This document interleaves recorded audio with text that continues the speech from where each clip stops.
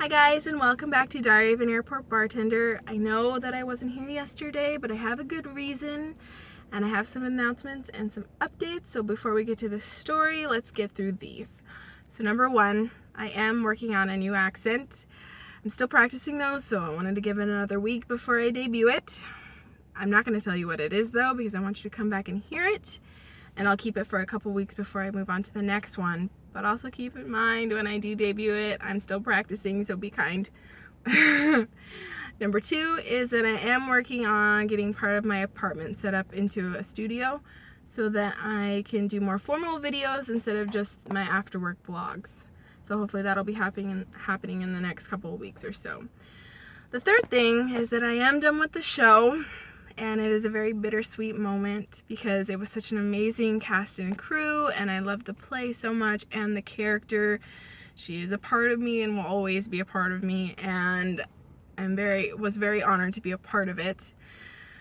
But it is time to let it go and move on to the next thing, which I am excited about. I am also excited to have my schedule back to the way it is, because with the show I had to move everything around and I only had one day off at a time. And with the show, that meant I had basically no days off, which was messing with my psyche a little bit. But I am excited to have my 2 days off in a row again. Alrighty. So the last thing is, which is the reason why I wasn't here yesterday, it was a very big announcement, is that I was at the table read for the new web series that I'm going to be a part of, called The Darkest Timeline, with an Easily Amused Group Productions, and I will link their channel in the description so you can check out our promos and all of their other work as well.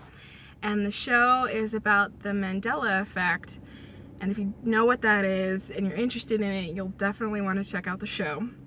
And if you don't know what that is, you should check it out, because it will interest you, and then you really will want to watch the show as well. And I get to play this Mad Max Fury Road type warrior with humor and wit like Meg from the later seasons of Supernatural, so I'm really excited to dig into her character and bring you new updates about filming and when the shows will actually be on YouTube.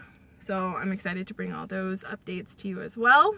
But without further delay, let's get on with the story, which is about not only how to not make your bartender hate you, but how to not make the entire bar hate you as well. So here we go.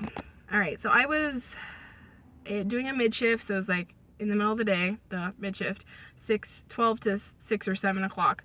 I was almost done. I was giving the bartender like a 10-minute break just to eat something real quick. I come on, bar's full, but there's nothing really happening. Everybody has their drinks, updated checks, nothing exciting. One guy at the end had ordered food. So a couple minutes into the break, his food arrives. I deliver it. I ask him, when I delivered the food, do you need anything? Would you like anything else? Can I get you anything? Any of those? I asked him if he needed anything. He said no. Remember that. He said no. So I walked down the bar. It's not a big bar. Made sure everybody else was okay. That took about a minute or so. And I walk over to the cash register where I had some employees waiting for me, because at my bar, I have to ring up everybody else. All the other employees have to come to me to get their food.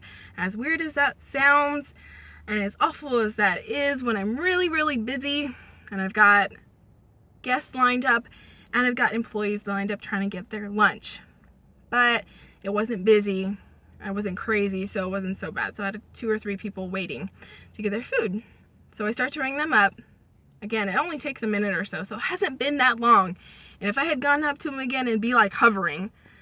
So 2 or 3 minutes later, I hear the most obnoxious coach whistle behind me. And I turned around with a shocked look on my face. And the dude says, "Can I get a drink?" And this is when I wish I worked at a dive bar, so I could have just poured the drink on his head and told him to get the hell out of here, because you don't talk to people like that. It's ridiculous. But I don't. So I went to go get the drink for him, and he turns to somebody next to him and says, "Well, I'm a middle school basketball coach, and I just don't have any patience." If you're working with children, you should probably have more patience. But either way, I had just asked you if you wanted something to drink, and you said no, so this is your fault, not mine. But whatever. I was pouring the drink, and everybody around heard and saw what was going on, and they were all looking at me, and they were like, I can't believe how calm you are being right now. I would have yelled, I would have walked out. They were all being really nice to me about it. But I just tried to stay as calm as possible and not shake from anger, and I made his drink, and I just slammed it on the table and walked away. And it was still a few more minutes before this 10-minute break was over, before the bartender came back, who also saw everything going on. So not only did I hate him, and the next bartender hated him, the whole bar hated him, and it was kind of quiet when I left. But at least they all had my back if he had said anything else rude.